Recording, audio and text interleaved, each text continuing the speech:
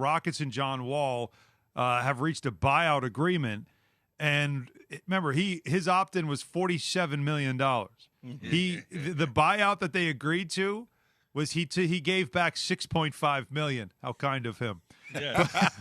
That's why I started laughing when I first saw this. I was like, come on, man. He walked away with $40 million and got signed by a team that's going to contend for a world championship. And on top of that, he's going to pick up that $6 million, so he can still make up $47 million. Exactly. He's going to get his money.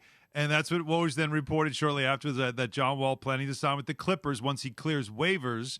And that's probably that mid-level exception, that 6.5, as we were talking about, that makes up the difference of it.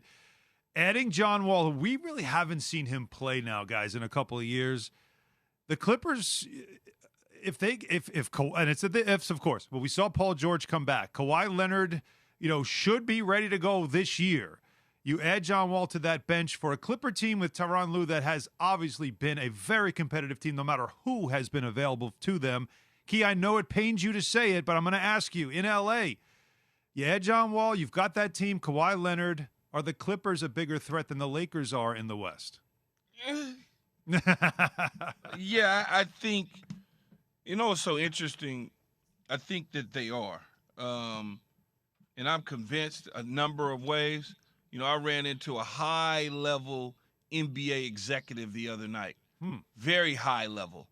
And he told me in a conversation prior to the John Wall signing, I'm sure he knew that the Clippers were better than the Lakers, and they'll be better than the Lakers for the next couple seasons. Now, I have to believe this high-ranking NBA official because he has a good he eye. knows. Mm-hmm. Oh, yeah. Mm-hmm. He knows. He knows with the best of them. So I look at it, and I'm like, damn, maybe the Clippers will finally get one. Yo, I'll go another level on it, Alan, and I'll say it. If they are able to remain healthy, I would give the Clippers a slight edge as the favorites in the Western Conference.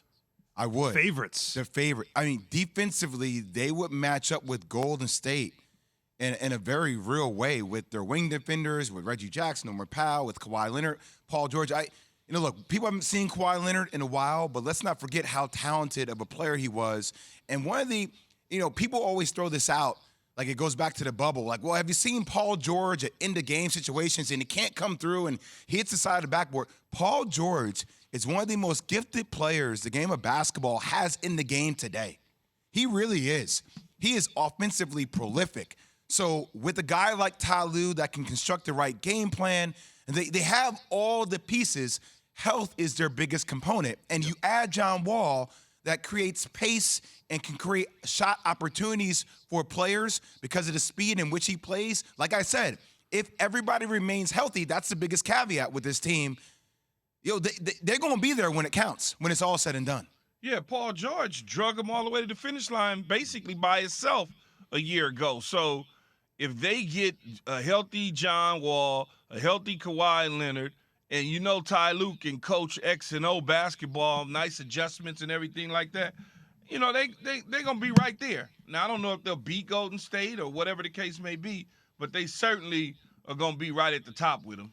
What is John Wall at this point in his career, Jay? What do you see in him? I know, again, what do you see? You haven't seen anything, but we have seen him play a little bit. He really wasn't in the plans with Houston at all, and he knew it. They kept him away from the team. He did want to play, but the last I remember of him, he used to be a blur. I mean, I used to think he was the fastest guy with the basketball in the league, even faster than Westbrook at times because he was so in control with that speed. But with all the injuries and everything else that has happened with him, he physically is not nearly the same player. Can he be effective off the bench for the Clippers? There's no doubt in my mind that John Wall, with Ty Lue's tutelage, can be a very effective player. And the critical word, Alan, here is pace, man. Like, he increases the pace of the ball game because of his ball handling ability. Mm-hmm. And he may not be a blur like he used to be, but he's still fast. Yep. Right? Even him a tad bit slower is still faster than a lot of the league. So creating pace, creating easier transition opportunities, and then once again involved in the pick and roll. And then now think about what you have from a versatility perspective between him and Reggie Jackson. Reggie Jackson's one heck of a ball player too, but they can play off of each other and give each other that rest. So I think it just gives him another blitz offensively and defensively. He's still pretty prone and active as well. The Clippers, you said, would be the favorites in the West. You're putting them ahead of the Golden State Warriors. Key, are you buying this? Yeah, I am buying it. Really? I'm buying that they're even. I'm not buying them in front. I'm buying that they're even. The reason I'm not buying in front, because you do have a major piece that we haven't seen in a year and a half in Kawhi Leonard. I understand Klay Thompson came back off of injuries, and we were like, okay, but you saw how Klay sputtered along. I don't know. I haven't seen Kawhi, so I don't know what it is. I tell you what Kevin Durant did in coming back. It correct me if I'm wrong. Did Paul George, something happen to Paul George at the end of the year? I don't remember him having. No. I feel like something happened to him at the end of the year, but I could be wrong. But just think about their wing defenders, guys. So you got T-Man, Reggie Jackson. Now you got John Wall, Norman Powell. I mean, they have sides. Yes. We're not even talking about Paul George and Kawhi. So no, they're a big team. They can interchange and switch all that action. I'm just saying, when it's all said and done, man, they are one of the most talented teams. I know we'll talk about Memphis. We'll talk about the Lakers. We'll talk about what Denver can be. We'll talk, obviously, about Golden State. They deserve all the praise in the world. But this team is constructed with a head coach that has championship experience to be there when it's said and done. Yeah, we've almost forgotten about the Clippers a little bit over the last year, mainly because of those injuries. When Kevin Durant came back, the way he came back from the Achilles and how he just looked the same, that raised the bar for everybody on coming back off an injury, and we expect to see you perform at a high level like Durant did. Klay Thompson showed us, no, it doesn't really work that way. It does take a little time to get the rust off. So for Kawhi Leonard, it's going to be real interesting to see how soon he's ready to go for this team and then what he looks like at the very beginning. So there's a lot more certainly to watch with the Clippers.